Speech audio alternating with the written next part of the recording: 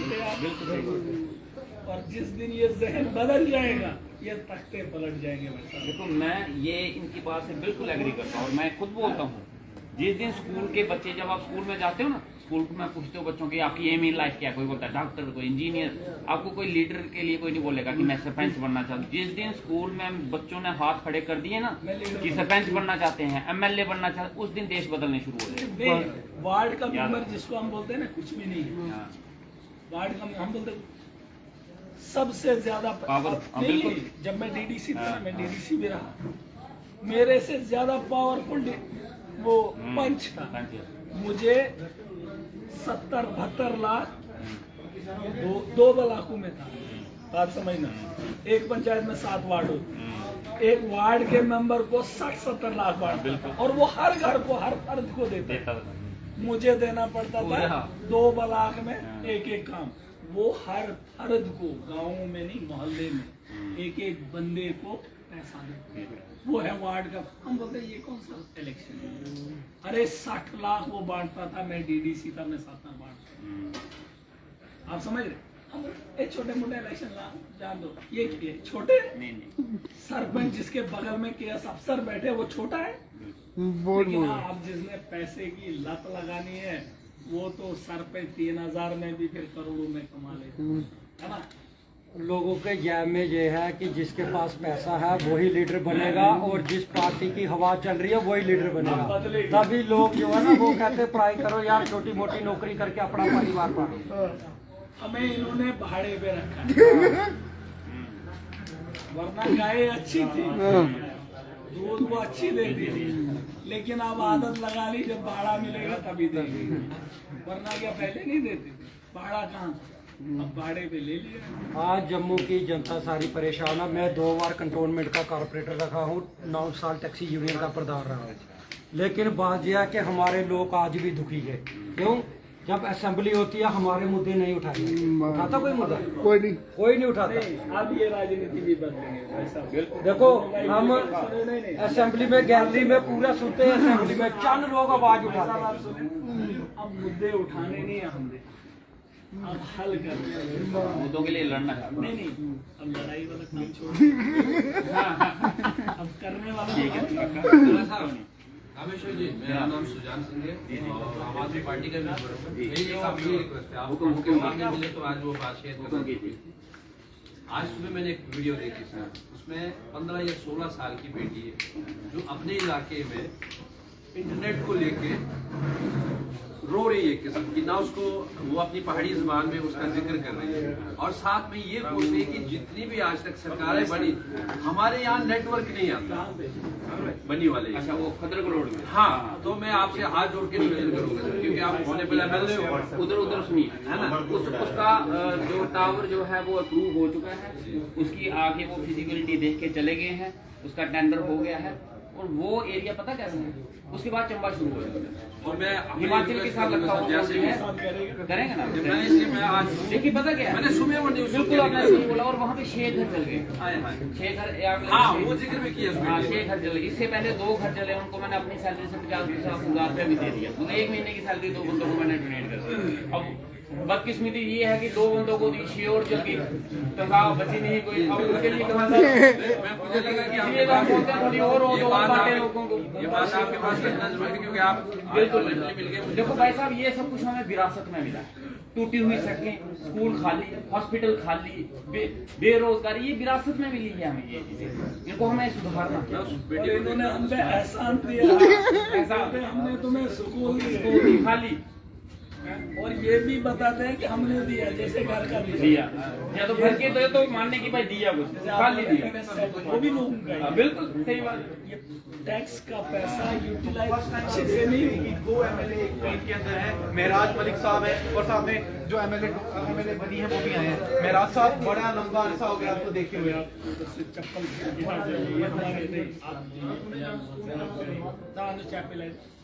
उस बेटी का सर, उस बेटी का जिक्र जरूर। मैं अभी कल जाऊंगा। This chapel? So this pane? This? ये अच्छा तो नहीं लगा। सबने पहने हुए हैं। अच्छा सर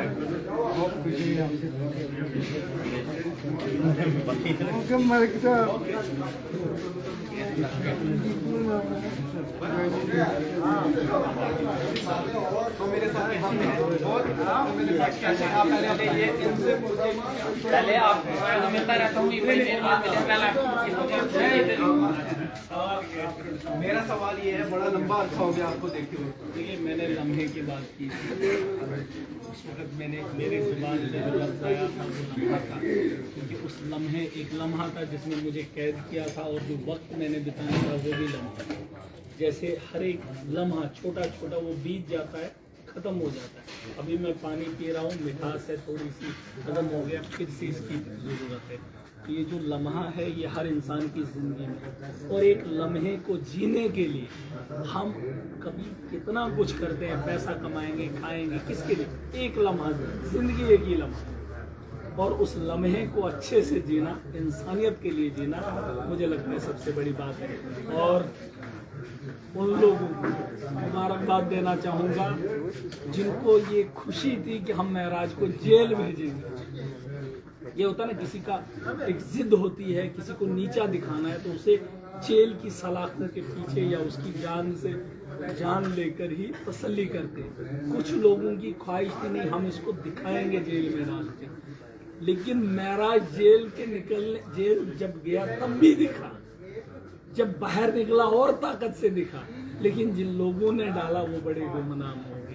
अब बताए वो जब महराज की ताकत को खत्म करना चाहते थे तो इतना ताकत देकर क्यों पैदा किया, ऐसे हालात बना के गया। बिल्कुल, अगर वो काम करते शायद इससे कम ताकत होती, अगर वो काम आवाम करते, लेकिन हुआ, वक्त था, लम्हा था, बीत गया। अभी 8 महीने में काट गया, किसी को महसूस नहीं, वक्त था, बीत गया। और जो बीता हुआ कल है वो लौट के नहीं आता है, और जिसमें आप हो उसे जीना सीखो।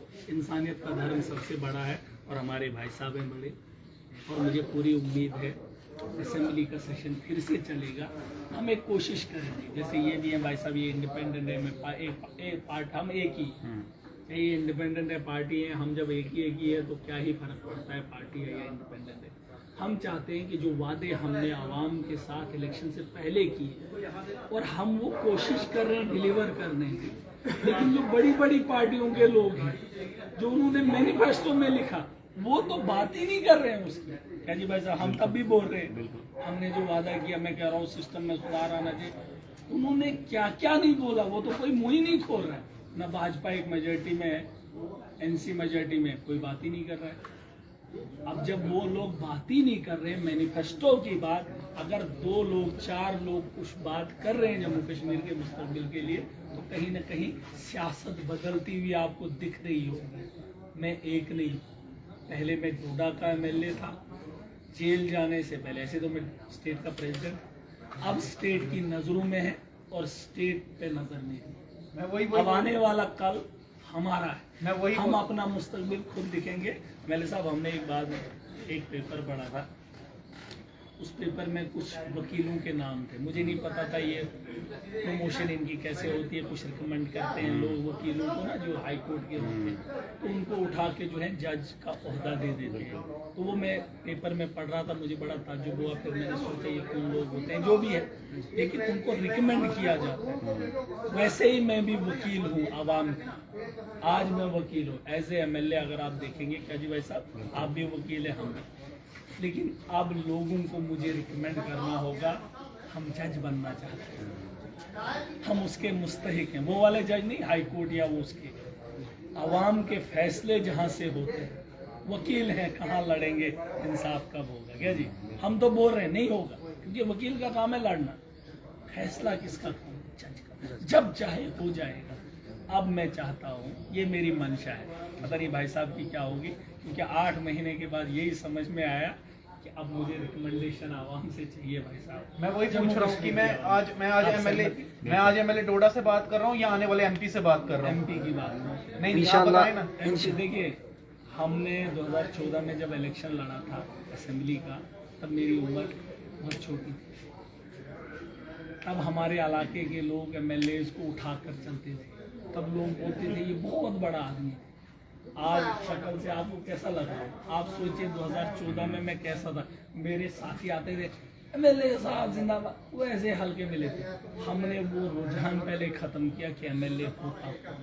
उस उम्र में हमारी सोच बचपन में इसकी थी। MP का चुनाव में लड़के आया हूँ भाई। बात वहाँ खत्म नहीं होती है। हमारे विजन के बारे में मत ही सोचिए, वरना ये लोग और कोई बना देगा।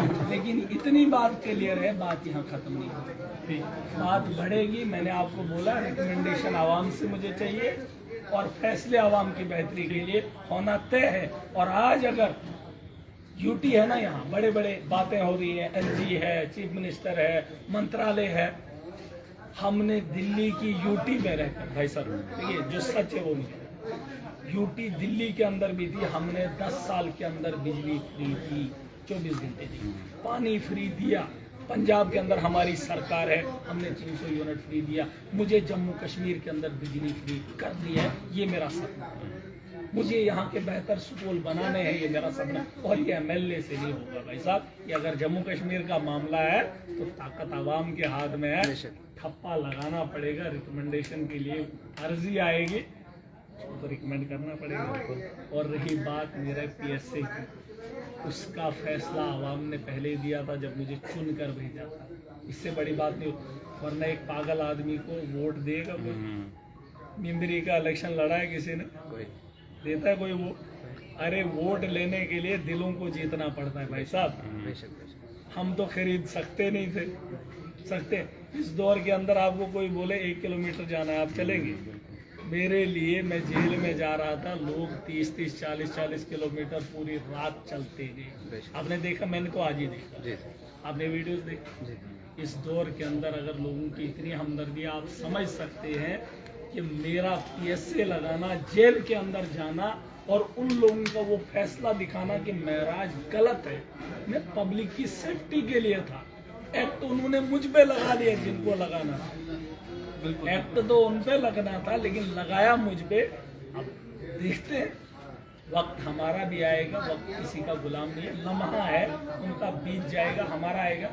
कोठी कभी हमने सपने में नहीं सोची थी, गवर्नमेंट की। आज मैं, आपने सोचा? बिल्कुल मेरे बाद कोई और होगा, लेकिन यहाँ आप कोठी में दोबारा नहीं आएंगे। कोठी भी बदलेंगे और जम्मू कश्मीर का हुलिया भी बदलेंगे। दावे के साथ बता रहा हूँ, पॉलिसी है अपने पास। मैं DDC 5 साल रहा था। MLA साहब, हमारा सियासी कैरियर अलग, 5 साल DDC रहा। देख लेना मैंने अपने कॉन्स्टिट्यूंसी में कैसा काम किया। MLA रहा, 8 महीने जेल के अंदर रहा। डबल शिफ्ट में काम होगा। मेरी कॉन्स्टिट्यूंसी का मुकाबला कोई करे तब मुझे बताना, और बेहतर कर दे। ऐसा नहीं बोलूँगा 8 महीने जेल में डाल दिया तो अब क्या करूँगा। भीख नहीं मांगूंगा। जो ताकत है उस ताकत का इस्तेमाल करके आवाम का काम करने के लिए पूरी ताकत के साथ खड़ा हो। और जो सपने हैं अगर उसको पूरा करना है, उसके लिए आवाम को जागना पड़ेगा। अगर मेरी आवाम इस दौर के अंदर एक ऐसे शख्स के लिए जिसको पैसा भी दिया, वोट भी दिए और जेल जाने के बाद लाठियां भी खाई, अगर वो आवाम पहाड़ों वाली इतना सोच सकती है तो मैदानी इलाकों में जो पढ़े लिखे लोग हैं वो बदलाव क्यों नहीं लाएंगे। पैसे दिए की बात है, मोदी जी खुद कहते हैं मैं चाय बेचता हूँ, प्रधानमंत्री बन गए। अब मान लीजिए मैं भी पढ़ा लिखा, आजकल MLA भी है, चर्चाएं भी हो रही हैं, ऐसे ट्रेंडिंग में भी रहते हैं, बहुत सारे चाहने वाले हैं। हम भी अगर कहीं सपना देख रहे हैं आपकी बेहतरी के लिए, अपना कुछ नहीं, बिजली लाएंगे, पानी लाएंगे, बेहतर स्कूल लाएंगे, बेहतर हॉस्टल लाएंगे। जिस फॉरम से हमारे भाई साहब आए हैं NRHM के लिए भी बेहतर पॉलिसी, और ये भी बात करते रहते हैं। हाँ बिल्कुल, मैं डॉक्टर्स की इतनी कमी है। मैंने ये कभी नहीं कहा कि आप अपॉइंटमेंट कीजिए, आप नए रिक्रूट कीजिए। मैंने ये मांग की थी, शायद आपकी नोटिस में भी लाना चाहूँगा, अगर मेरे हॉस्टल के अंदर 3 डॉक्टर हैं, मुझे उन 3 डॉक्टर्स की तैनाती चाहिए। मैंने ये नहीं कहा सरकार को कि आप मुझे यहाँ 10 वेकेंट पोस्टें लाओ। क्या जी भाई साहब, उसके लिए अगर मैंने दंगा फसाद किया, हक है हमारा लड़ने का, लेकिन मैंने उसकी लड़ाई नहीं लड़ी। उस हाल में ये सरकार नहीं है कि हमें डॉक्टर दे सके, लेकिन जो मेरे आवाम का पैसा खा रही है, जो ले रहे हैं, कम से कम भाई साहब वो तो बैठे, और ये मेरे भाई साहब डॉक्टर हैं, आप डॉक्टर्स को थोड़ा सा बताएं। देखिए, एक डॉक्टर का पहनावा मैं इसलिए चाहता हूँ जरूरी है, क्योंकि जब आम आदमी गांव से आता है उसको कैसे पता चलेगा कि डॉक्टर कौन है। जी, पहचान। मैं डॉक्टर के खिलाफ नहीं हूँ, मैं अगर वो उसकी पहचान नहीं है मैं उसके खिलाफ हूँ, क्योंकि अगर एलजी आता है वो पहनते हैं, मत पहने एलजी के सामने, मत पहने चीफ मिनिस्टर के सामने, क्या जी, बिल्कुल, मत पहने सकीना ईतो के सामने, मत पहने किसी प्रधानमंत्री के सामने। फिर अगर मेरी आवाम के सामने भी उनका पहनावा नहीं होगा मुझे कोई एतराज नहीं, लेकिन अगर बड़े लोगों के सामने इनका पहनावा होगा भाई साहब, तो मुझे कोई गुरेज कहने में नहीं है कि मेरी आवाम का अगर अपमान करेंगे तो मेरा इससे बुरा भी कोई नहीं है। और आप डॉक्टर साहिबान से हिदायत कीजिए, देखिए उनको बोलिए, मैं ये चाहता हूँ, आप खुद एक डॉक्टर हैं, क्योंकि हमारे पास पहले ही कमी है और हर घर का वास्ता हॉस्टल के साथ है और लोग परेशान होते हैं। अगर कोई इमरजेंसी होगा, ये मामला मेरे साथ हुआ है, इसलिए मैं सख्ती पेश कर रहा हूँ, क्योंकि जब मेरे घर से एक लेडी थी, उनको थोड़ा सा प्रॉब्लम हुआ, जब वो थोड़ा सा शिवरिंग होने लगी, मुझे पता ही नहीं था, मैंने सोचा इसकी डेथ हो जाएगी। जब मैं गया हॉस्पिटल के अंदर ढूंढने लगा डॉक्टर कौन है, सबका पहनावा ऐसे ही था। अब मुझे क्या पता चलेगा इसमें डॉक्टर कौन है। मैंने वहाँ पर एक बांदे को पूछा, देखिए वो डॉक्टर अभी भी होंगे, मैंने उसमें से किसी को पूछा, मैंने बोला डॉक्टर साहब कौन है, उसको क्या मैं लड़ना चाहता हूँ, वहाँ पेशेंट बीमार था, वो हिल रहा था, मुझे क्या पता ठीक है कि नहीं। मैंने बोला भाई साहब यहाँ पे डॉक्टर साहब कौन है, अब क्या मैं किसी को भी बोलता चलो, कहता आप कौन हो, मैंने बोला यार मेरा पेशेंट मर रहा है उसको देखना है। अब वहाँ पे बहुत सारे लोग बैठे थे, कहते नहीं आप कौन हो, मैंने बोला भाई साहब मैं ये बोल रहा हूँ कि डॉक्टर मेरा पेशेंट वहाँ पे है। अब अगर किसी ने कोट पहना होता मैं उसको बोलता भाई साहब आप चलो डॉक्टर साहब देखो। अब उधर जब किसी का पहनावा ही नहीं था, मैंने बोला डॉक्टर कौन है, और क्या पूछता, उसने कहा कि आप कौन हो, मैंने बोला आपको पूछने का अधिकार है, आप हो कौन, अगर आप यहाँ डिपार्टमेंट के हो तो मुझे बताओ डॉक्टर कौन है, ताकि मैं उसको बोलूँ उसकी मरीज की जान बचे। लेकिन वहां पर हंगामा हुआ, ये बड़ी पुरानी बात है डॉक्टर साहब, वहां पे स्टील के टूल होते हैं आप। जब बात यहाँ तक पहुंची, मैं नहीं चाहता हूँ ये बात बोलना, लेकिन फिर बोल रहा हूँ, स्टील का टूल पड़ा था, मुझे कपड़े लगे थे, जब वो उठ गए, इनका एक विंग हो, हर उनका एक अपना विंग होता है, हर एक डिपार्टमेंट की एक माँ होती है, वो एक एक के साथ खड़े होते हैं। जब उन्होंने कहा तू होता कौन है बोलने वाला, ये है वो है, तो वो सारे इकट्ठे हो गए। जो ही वो खड़े हो गए मैं समझ गया सब के सब डॉक्टर हैं। तो जब वो खड़े हो गए, मैंने वो लोहे का टूल उठाकर मारने की भी कोशिश की, क्योंकि उन्होंने मुझ पर हमला किया। बोलता आप होते कौन हो पूछने वाले, मेरा मकसद क्या था, मेरा मकसद मेरा पेशेंट, वो दर्द से करार, और वो मुझ पे ही चढ़ गए और वहां पर हाथापाई हुई। मैं नहीं चाहता हूं, अगर मैंने पहचान नहीं कर पाया, मैं क्या उनसे लड़ने गया था, पेशेंट मर रहा था, मैं डॉक्टर साहब मैं क्या लड़ने गया। बात यही है कि एक आम आदमी को उसकी पहचान करवाना बहुत जरूरी है। आप काम कम कीजिए, मुझे उसमें एतराज नहीं, लेकिन मेरे आम आदमी को पता होना चाहिए डॉक्टर, या तो महराज की तरह वो किरदार बनाओ कि दूर से आपको पहचाने कि ये कौन आदमी है, उतना बड़ा नाम पैदा करो कि हम फलाने डॉक्टर हैं, लोग सब जानने चाहिए। अरे तुम्हारे माथे पे ठप्पा तो नहीं ना है, या ठप्पा लगा लो। अगर एलजी के सामने भाई साहब क्यों लगा रहे, क्यों लगा रहे, उसके सामने क्या जरूरी है? अगर उसके सामने लगा रहे तो मेरी आवाम का गला घोंटने की कोई कोशिश करेगा, देखिए मुझसे ये बुराई नहीं है, ये अच्छाई है, और इसके लिए मेरे साथ मैं चाहता हूँ मेरा भाई, कम से कम इनके भी हॉस्टल हैं जम्मू कश्मीर के अंदर, जीएमसी के रोज वीडियोस आते हैं, डॉक्टरों की कमी होती है, कश्मीर के अंदर वीडियोस आते हैं, हमारे डोडा के आते हैं।